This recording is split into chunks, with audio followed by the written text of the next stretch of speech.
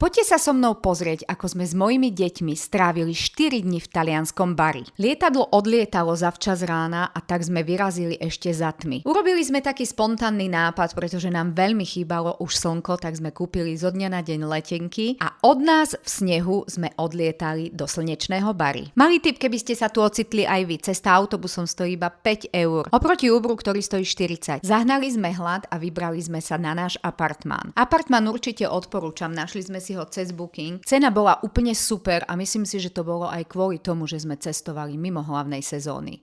No ale čo vám poviem, ja som už neváhala a vyrazila som si zabehnúť a ani som nevedela, že cieľom môjho behu sa stane tento čokoládový market. Keďže ochutnávka bola naozaj veľká, tak bolo treba ísť vykračať nabraté kalórie a nebolo lepšieho priestoru a času, ako si užiť nočné bary. S deťmi radi nakupujeme, ale nie v takom pravom slova zmysle. Veľmi radi chodíme po takých obchodíkoch, ako je napríklad obchod s vinilmi alebo obchod s rôznymi starožitnými vecami.